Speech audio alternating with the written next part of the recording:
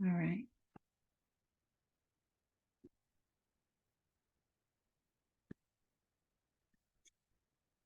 All right. Good evening. I am so glad you're all here. I'll probably be letting people trickle in as we go. And I will, like I said, be recording this. I'll stop it at the end if you have any questions that you want to ask that you might not want recorded. I get that. So just a heads up there. And we will jump right in because it's 5:01 and I want to respect everybody's time. So let me just press the good old play button. Okay. Here we are at our very first webinar of the whole school year, really. Unless you were at our open house last week, which was a lot of fun to start to see some faces. And yeah, get this school year started. This is especially for seniors, though, tonight. If you're here, hopefully you're a senior who's thinking about applying for college. Maybe you're a junior. Sometimes we get juniors who just really want to know what they're in for, which is also fine and fun. So I'll ask you to hold your questions till the end so that we can just dive right in and get through it all. At the end, I'll also send you a link to this presentation so that you have the slides and the links that we talk about tonight. So if we haven't met, which we probably haven't, my name is Allison Stiefy, and I am the college and career counselor, one of the college and career counselors for Baker Early College. So if you're here tonight, you're probably an early college student, but all of our students on the Web Academy side are also invited to these. So welcome if you are one of our just Baker students in general. I'm here to help you. On Instagram, we are under the @Baker Early College, and you can find me there. That's me running that page. So if I ever post stuff about college apps in there or scholarships or whatever, if you send a DM, it's going to me, and I'll reply. Or you can send me an email. So those are two ways to get in touch with me, real easy. And we are just going to dive right in to the reality that college applications can feel a little like this lady is feeling here. Overwhelming, confusing.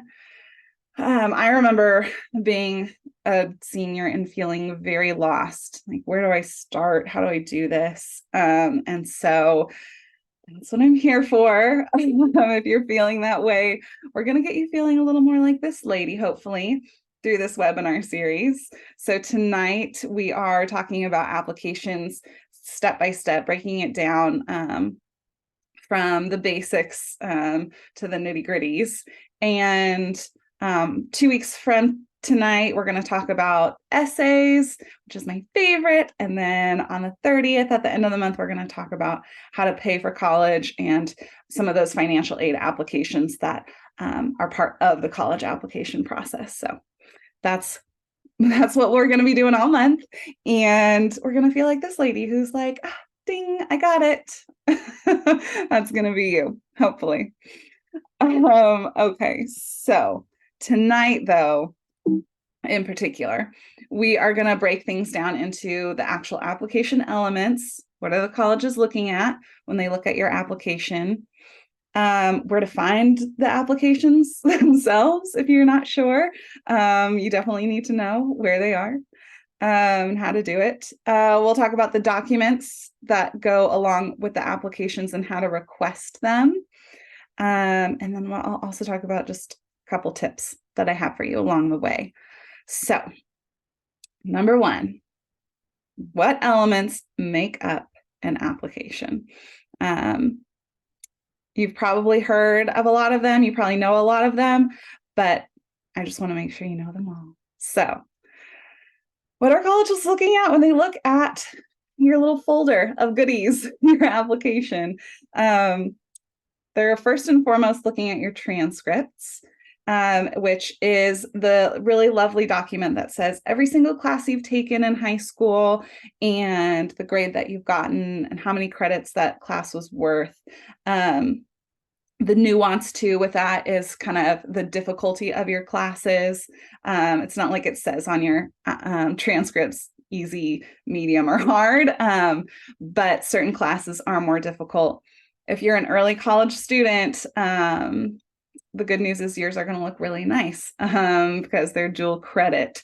So that shows that you have a very high level of difficulty when it comes to your classes. And so points for you. Make sure you review those transcripts with your advisor, with your counselor before you start applying to colleges. Just make sure you know what's on it, that there's no surprises. Get a copy for yourself to have. It'll be an unofficial transcript that you have that your counselor can give you, but you will need it for a lot of those college applications. You might need to type in the classes you took, the grades you got, and you can't do that without your transcript. So make sure you have a copy yourself.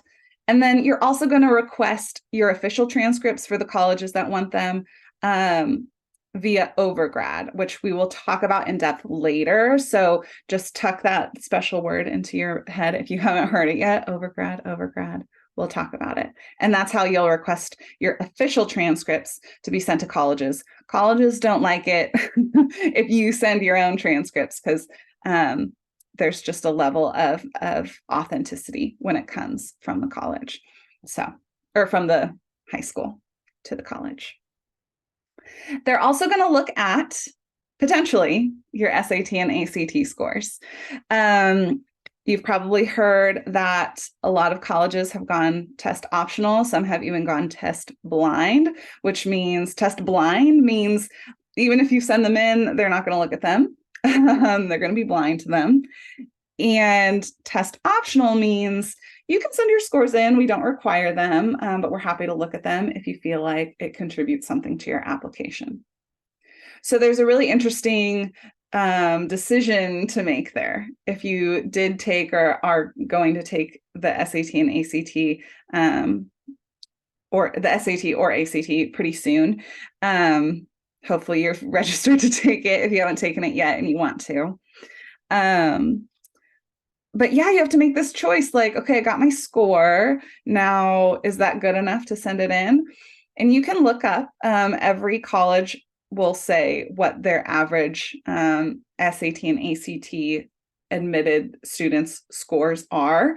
So you can get a sense of what's the average. And if you scored in that kind of average, like similar to their admitted students range, go ahead and send it in. If you scored above that, definitely send it in.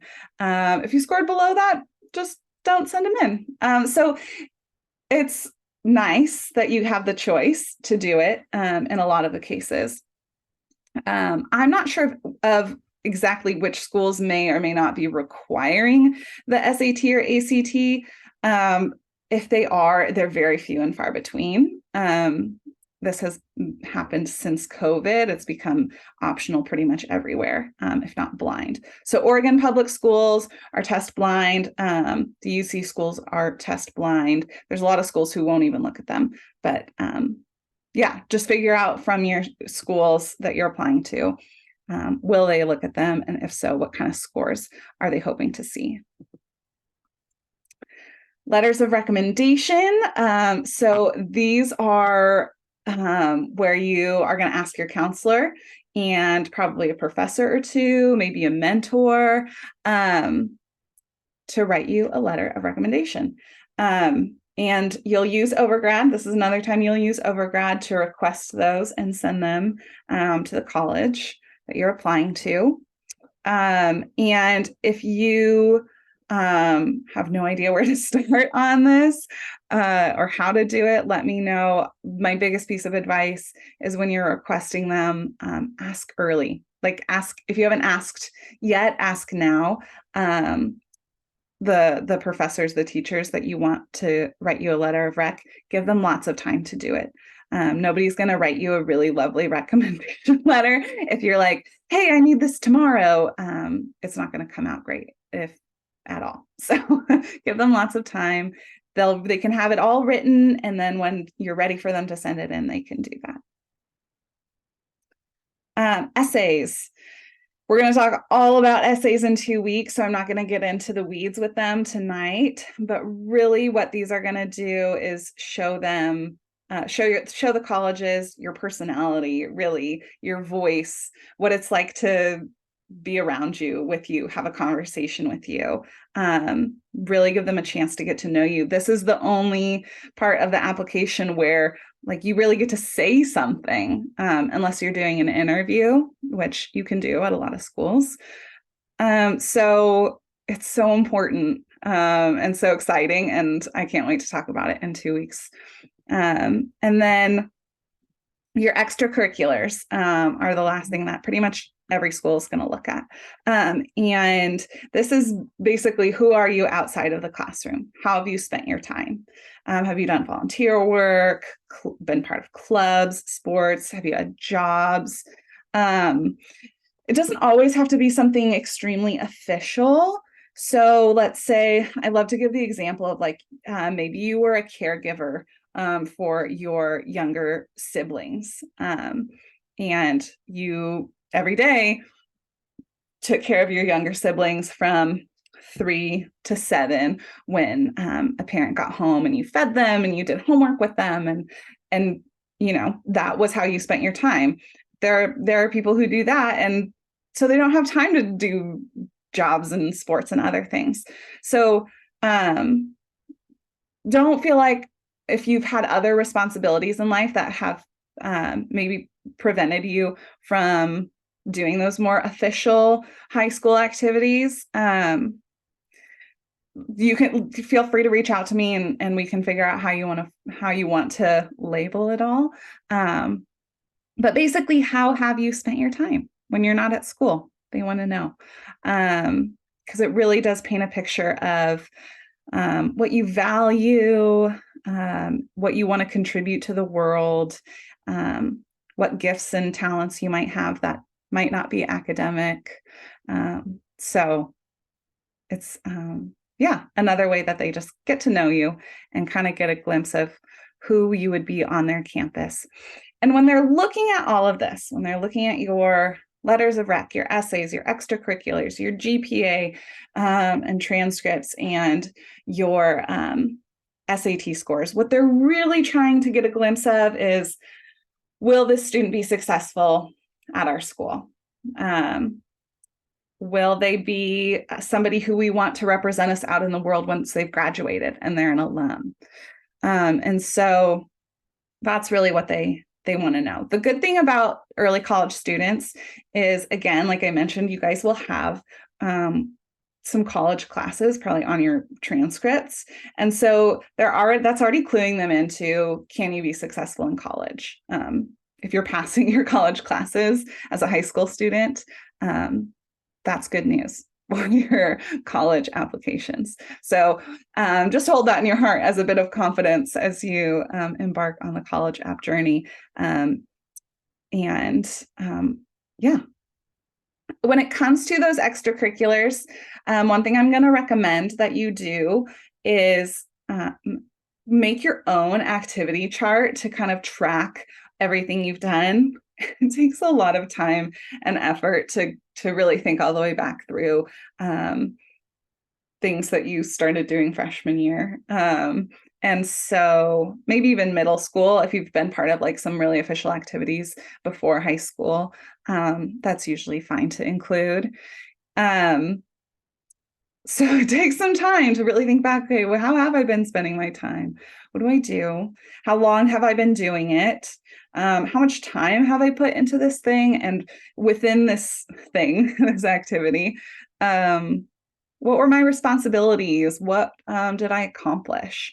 And make a note of all of that, because you'll have to do this multiple times. if you're applying to multiple schools, probably, unless all your schools are Common App schools, which we'll talk about. And so rather than do this all, sit down and really think about all of it for one application and then hit submit and lose it, I have a template that you can use on, it's a Google sheet that you can type it all out in. And that way you just have it, and then you can input the information into different applications.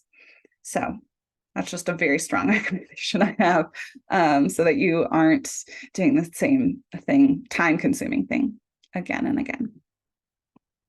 One question that I get, and I mentioned it briefly, is how did COVID change things? Because you guys are kind of right on this brink of like, whoa, COVID has really changed things, and like, COVID is old news, and like it's left some trickle effects. So maybe that neither of these things sound new to you, but just good things to know. That generally now there's a slightly smaller emphasis on things like GPAs and transcripts, and definitely SAT and ACT. Before COVID, those things were required at most schools. Those tests were required. They wanted to see that score, needed to see that score to even consider you. And now sometimes they don't even look at it. And so there's a little less emphasis on those like hard number pieces of your applications, and more emphasis on the human elements of your application. Who is this person? What are their skills and interests, and do they have strong character? So that's why things like your letters of recommendation, your essays, doing an interview if you can at the schools that you're applying to, those things are going to make more of a difference. Demonstrated interest has become much more important. So basically, are you interested in their school? Have you gone on a tour? Have you emailed the admissions office with questions and excitement? Like, do you want to go there? Or have they never heard of you before getting your application? That's not the best thing. If you submit an application and you've never like signed up for their newsletters or anything, like they make note of all of that. And so it can just be, I mean, it's not like, oh, this person's not interested, we don't want them either. If you're applying to their school, you're already expressing some interest, but you just get bonus points. You get they're more excited about you if you're more excited about them. They're more likely to accept you if they feel like there's a strong likelihood that you'll say yes to going to their school. That's demonstrated interest. The definite hot topic is AI, right? And how has AI impacted college admissions? We'll talk a little bit more about this next week when it comes to the essays. That kind of has had its own impacts, but not explicitly or anything. Really, though, they've already been using, in the last few years, they've been using a lot of algorithms, AI, to do things like assessing transcripts and extracurriculars in a way that really it's good news. They do it in a way that guarantees more, I guess, less bias. It's not like there's only one person looking at this college application and they played high school football and they see this person did. So they like them.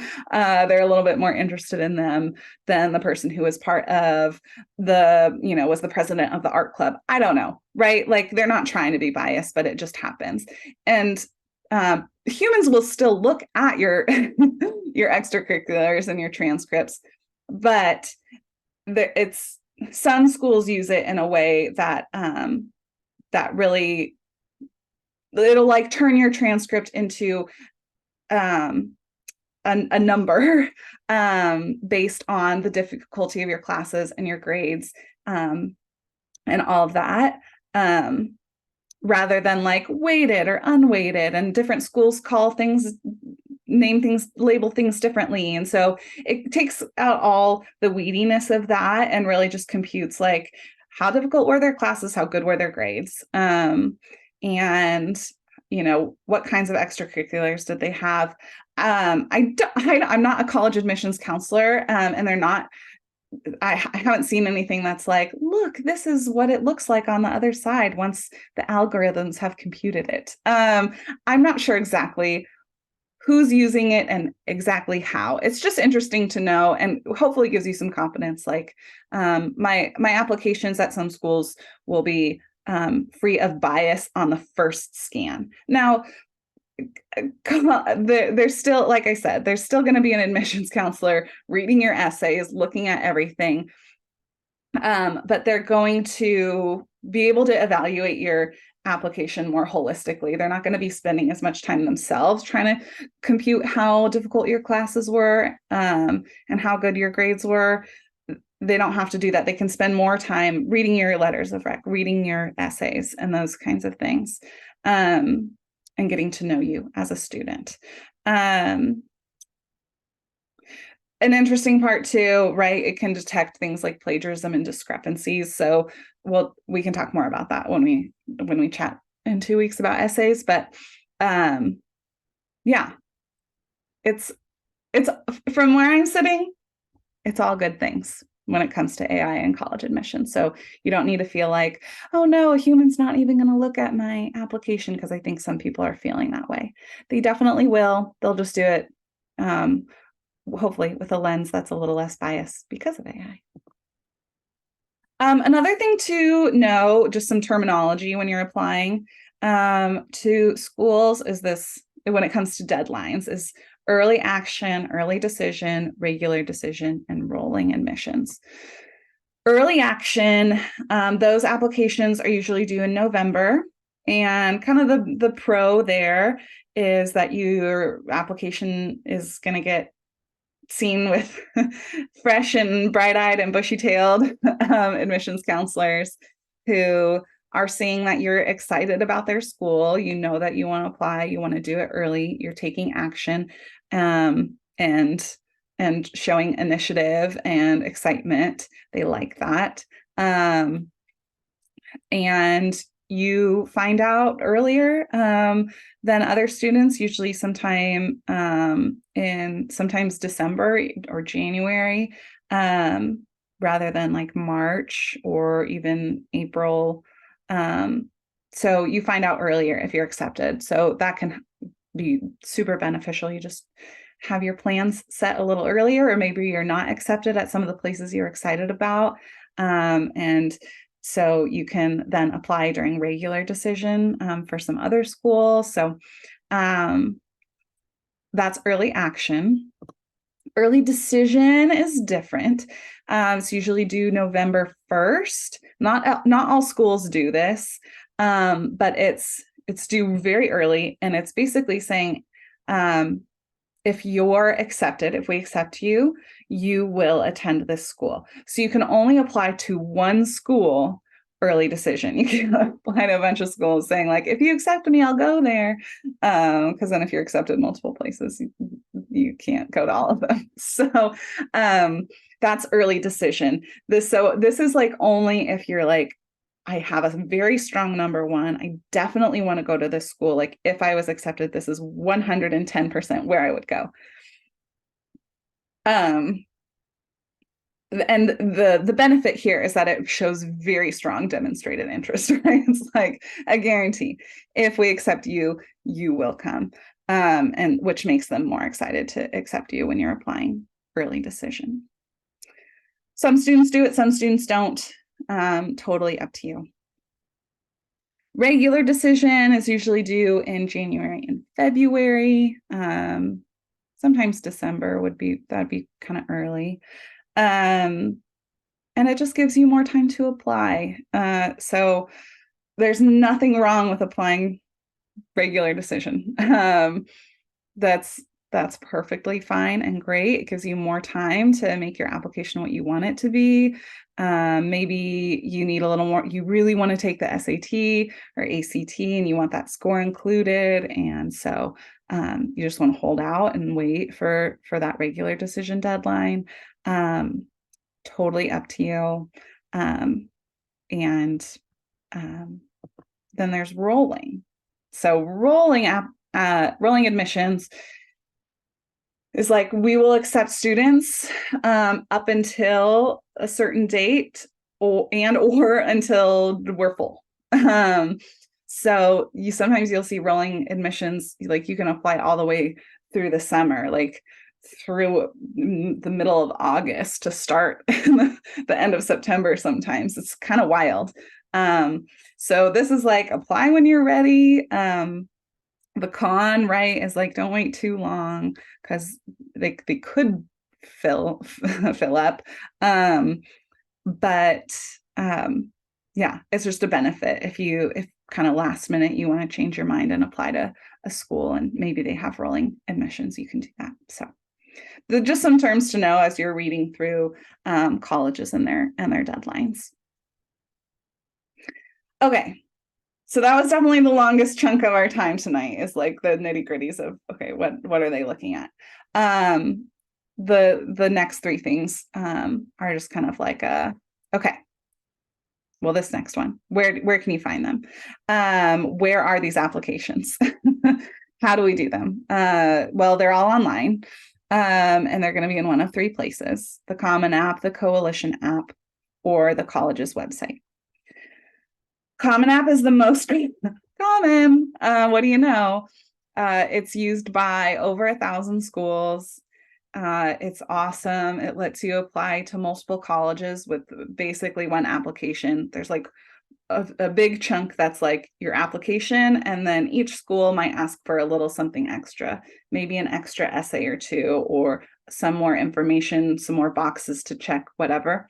But the bulk of it is done in this one application. And it keeps it all organized. It gives you nice little green checks when you're done with a section. It's very easy to use.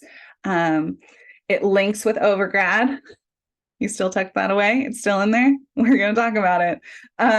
And it makes those document requests really simple. I'll show you a little what it looks like. So it's commonapp.org.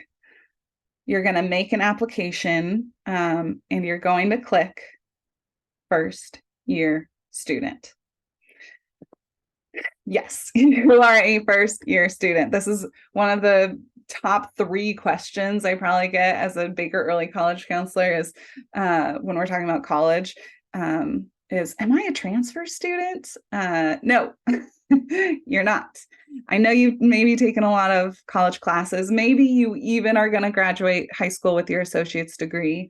That's amazing. It does not make you a transfer student when you're applying to college.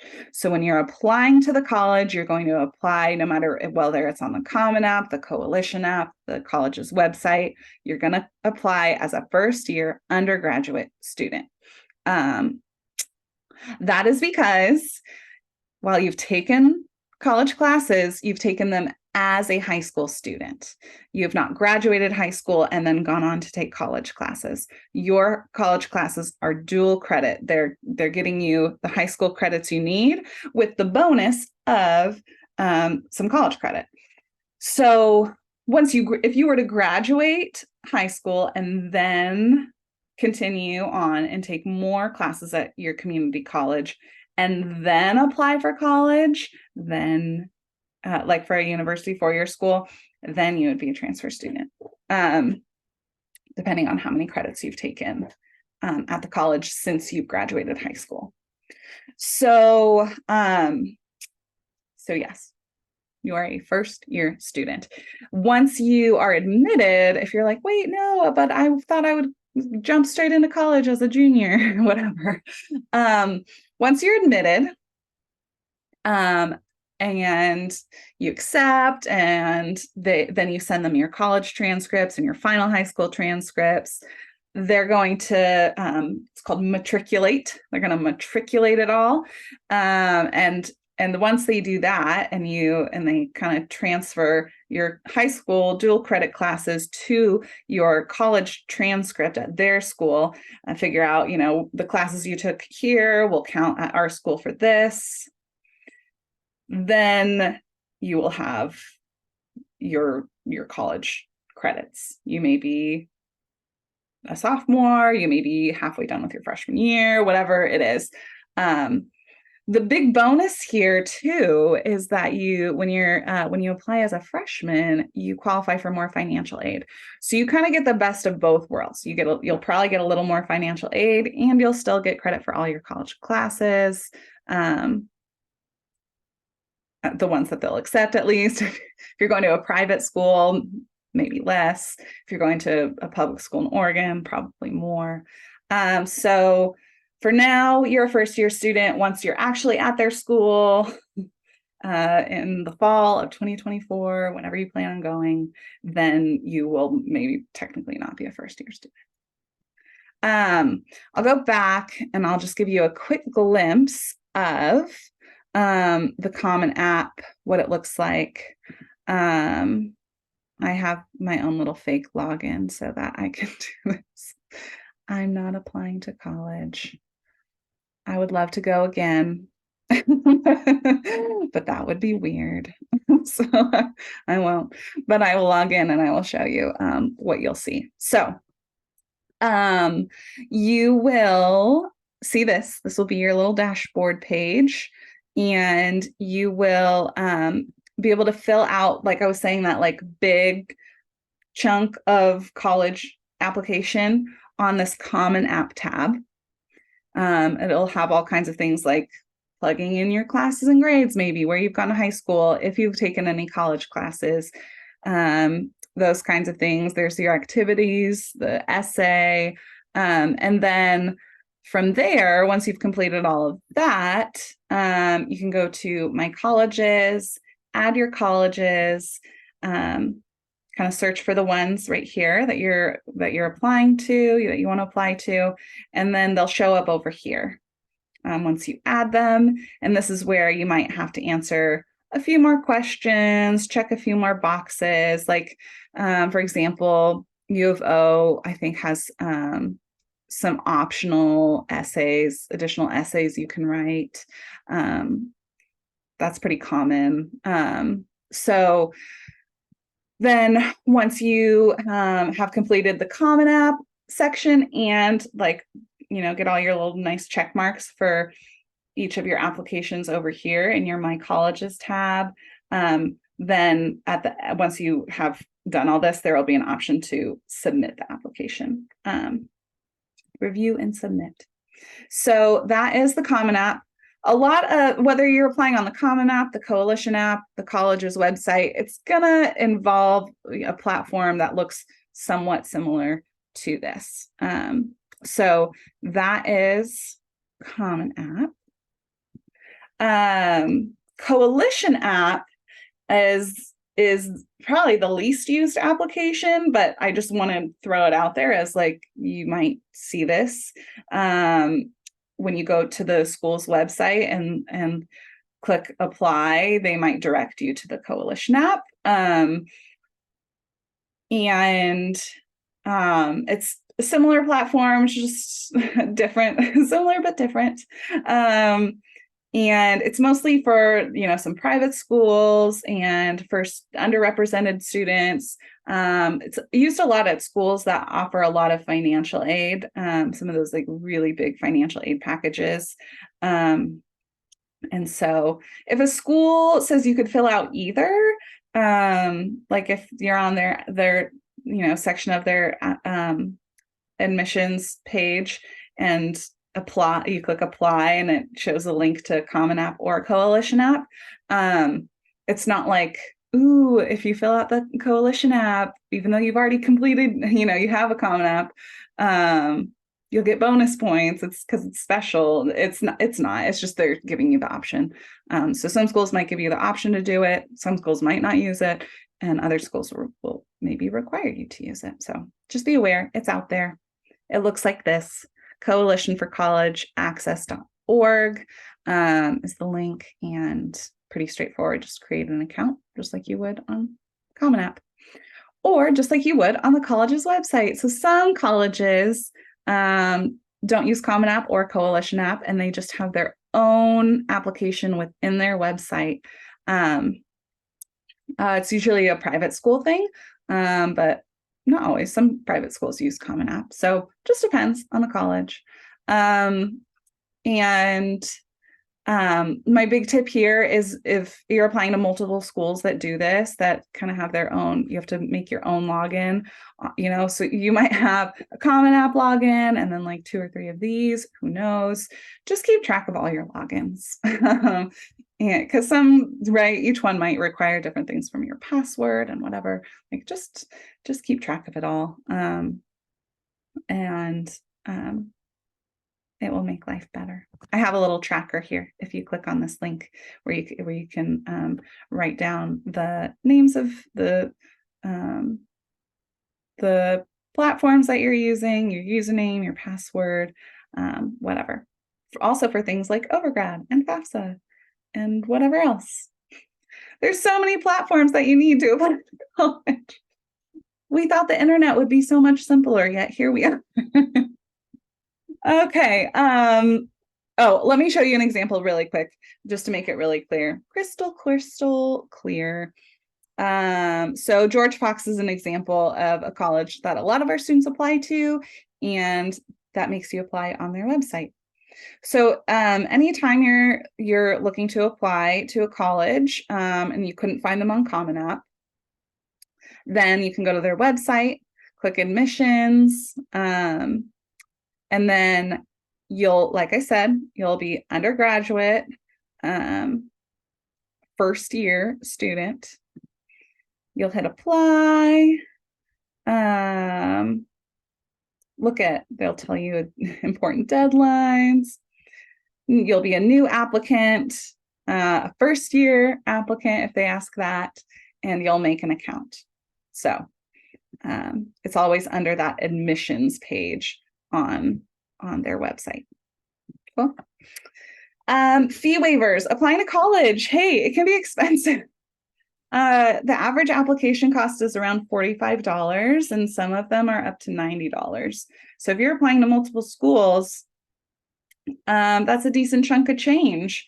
And so for some students, if you've qualified for free and reduced lunch, or if you've got an SAT or ACT waiver, you probably should apply for an application fee waiver. Those are indicators that you'd probably get approved for that. So I have the link here to fill out the NACAC fee waiver form, and you can submit that with your application. Sometimes within the Common App, even on a school's, like within the school's application, there might be a section about fee waivers. So keep your eye out for that. And then if you're interested in applying to schools with no application fee, maybe you want to, maybe you set a budget for yourself, like I can apply to this many schools that cost money, and then hey, I can also submit my application to schools that don't have an application fee. I have a whole list here for you. Well, I didn't make it. A really lovely website called CollegeVine made it, and it's all updated and very easy to see. So they have a nice, lovely list for you. Okay. So you know about all the elements that make up your application. You know where to find the applications themselves.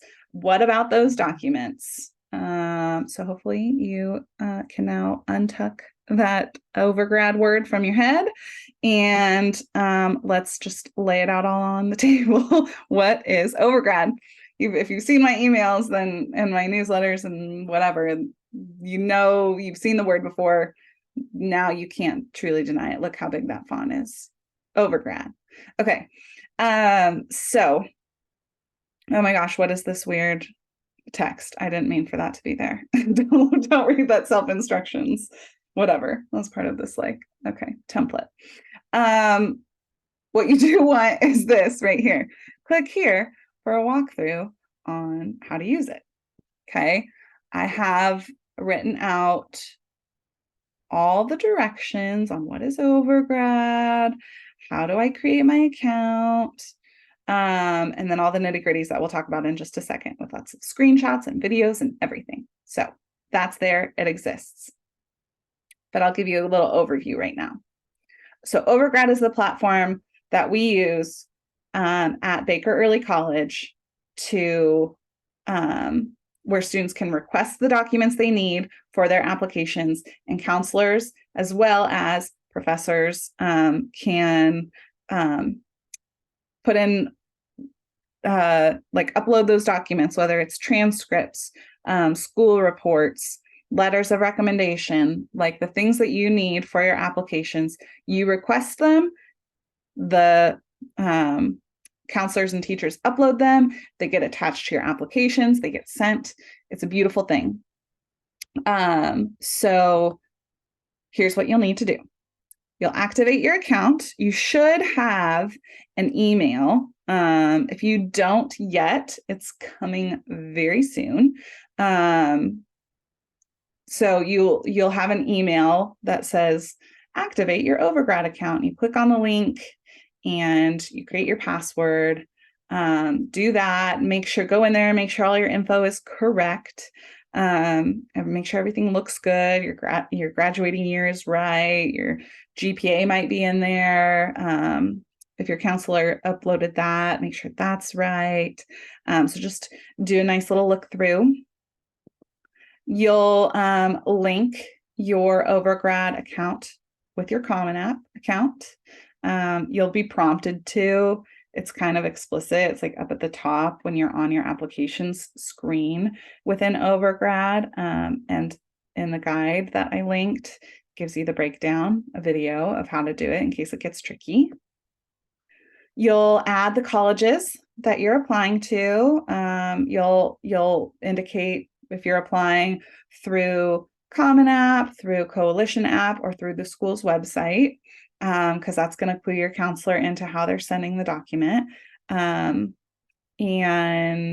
then you'll request the documents you need for each school. So you'll click on the school within Overgrad. You'll click on the school, like the application, scroll down. There's a document box that shows which documents you need for that application, and you request them from whomever you need to send them, whether it's a professor and a letter of rec or your counselor and your transcripts, whatever you need. So you'll request it all and it will all be in there. All the adults will be notified of what they need to do. And once you've submitted those applications, just go ahead and follow back up. Let your counselor, your letter of recommendation, letter writers know, hey, I've applied to this school, I've submitted the application, just want to follow up with you on your end to make sure that you've submitted the letter, you submitted the transcripts, you submitted whatever, blah, blah.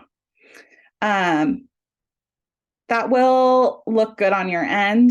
To just hold up, don't bug them until you've done everything on your end, then bug them, because it's no fun for a counselor to do a bunch of work for a student who's like, I'm applying to 20 colleges, and then they actually only submit the application for like 3. Your counselor doesn't want to do their work on their end for the 20. They want to wait and see you've submitted the applications. And you're actually applying there, not like, oh, I'm interested in applying there. So wait until you've submitted your stuff. That's my tip before you follow up. You could also, what I would recommend is on the, let's see, if you're requesting a letter of rec from a professor or a mentor or somebody outside of our school, I would follow up with them after you request it just to make sure and say, hey, I just want to make sure you got the request from Overgrad to complete my letter of rec or submit it. So that's Overgrad. That's the guide, the overview, and then the guide is linked, like I said. Okay. Sometimes colleges don't accept documents from overgrad. I'm not totally sure why, but they don't. That's not a problem. You'll still just request like your transcripts and anything you need from your counselor through overgrad, and they can send it directly to the school rather than through the overgrad portals.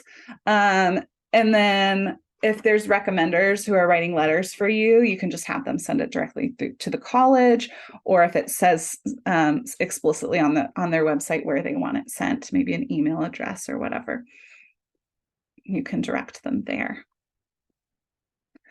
All right. Last but not least. So that's it. That's the how do I apply? That's what it looks like to apply to college, is like all of that. That's the brief overview. What it actually looks like is a lot of hours spent doing those things. But now you know, you've seen, you can't unsee the things I've shown you. You know they exist. You know how to find them. They're out there waiting for you to do them. As you do them, and as a college counselor, here are my tips. What I would love for you to do, and what I think would make your life much not simpler, not easier, but more structured, is to just have regular times every week, maybe every day, that you want to work on your college applications. Maybe you have a gap in your schedule on Wednesday mornings, and you are just going to use 2 hours every Wednesday morning from now until you're finished with your applications to work on them. Maybe you don't like working in big long chunks and you want to do shorter ones. Maybe you do, every other day for 20 minutes. I don't know, whatever kind of person you are, whatever makes sense for you, just have a regular time that you're doing it. It's going to guarantee that it gets done. And you're not like waiting. You're going to feel better. You're not going to have this like looming in the back of your head, like, okay, when am I going to apply to college? When am I going to do this? You'll get it done faster and sooner, and it will be over. And then you can focus on other things like scholarships the rest of the school year with your free time, right? But it will make a big difference in the process for you. If you break it down into smaller pieces, maybe you even do that. You set little goals like along the way of what you'll accomplish each week or whatever. Staying organized is huge. If we started this webinar and you really related to that overwhelmed human being, and now we've done this webinar and you're like, oh my gosh, I'm even more overwhelmed. There's so much stuff that she just talked about. I get it. It's okay. And organization is going to be the thing that saves you. So there's no point in applying to colleges and working on these things if you are going to like miss admissions deadlines or you're going to like forget about an element that a college required. So use Google Drive or like a folder on your computer. Google Drive is wonderful. We all use it. It saves things as you go. That's why I love it. I've created some trackers for you all. You've seen this one where you can just kind of write down like your basic information to reference, because you'll have to plug that in. Again, I've shown, or I don't think I showed you this, but I talked about it, your extracurricular activities tracker. I have that for you, so you can work on that and have that ready for yourself. But this is really what I'm talking about when I'm talking about staying organized, is an application tracker. So having somewhere where you're writing down the colleges you're applying to, when the application is due, and has some check boxes even here of like, okay, I've submitted my high school, or I've requested my high school transcripts. You don't have to send in, this is a question I get a lot from early college students. You don't have to send in your college transcripts, like your official ones, yet. You will eventually to the school that you're admitted to. You can, if you're like, I really just want to make sure that they see that I'm taking college classes. I don't know. Sometimes that feels really important to a student. I get it. If that's you, go for it. No, but you don't have to send in your community college transcripts to anybody. If you want to, great. You'll do that through the portal directly through your college, like your portal on your college's website, not through Overgrad. Overgrad gets you your high school transcripts. You can mark here, like, what's their SAT or ACT policy? Is it required? Is it optional? Is it blind? Did you send it in? You can write down who's writing your letters of rec for that school. Some students are strategic about who writes the letters for which college. Like, maybe they have a professor who they don't know as well, but they're an alum of U of O, and so they feel like that professor can speak to their ability to succeed at U of O better than another professor. And so whatever. So sometimes it's not like you don't have the same 3 for each school. Maybe you do, and you just check them off as you go, as you request them, or as they're submitted. You can write down what essays they require. Most schools are going to have a personal statement. A lot of schools are going to have the supplemental essays that are like, why are you applying to our college? Or tell us about your leadership experience, or how you feel about diversity, or whatever. A lot of the schools, like religious schools, are going to have you write like your testimony. So it'll depend on the college, but you can keep track here of like what they're having you write and whether you've completed it or not. And then any other notes that you feel like you need to make about other things they might require, or maybe they allow you to do interviews and you really want to sign up to do that, or whatever. Fill one of these out, use it. Just click file, make a copy. It's all yours. And then you have your own one to edit. So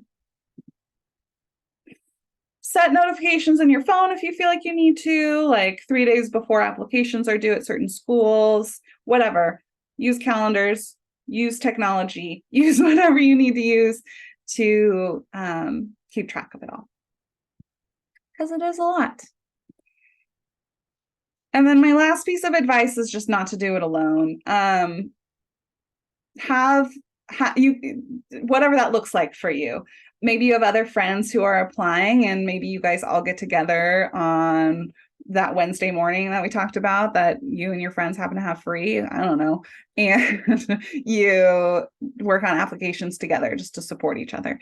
Maybe you're meeting regularly with your VEC advisor, just checking in with them, to have a regular time to ask them questions about your applications, have them read over things, whatever. Maybe it's your parents and you're just using them as a resource. Just don't feel like you have to do this alone. Ask me questions, get the answers you need from somebody. And a second pair of eyes is just always helpful, to make sure you're not making silly mistakes or whatever, because it is a lot of information to include and a lot of things to write down. And so just don't feel like you have to do it by yourself. So that is what I've got for you. You can unmute yourself. You can, let me go back to my Zoom. I guess I'll do this. Because I want to see it. You can type in the chat if you have a question. Yeah, unmute yourself, anything you need. I'll have a drink of water. Haley, I see you're raising your hand. I don't know how to unmute you, but you can unmute yourself. Oh, and I'll stop recording just in case y'all don't.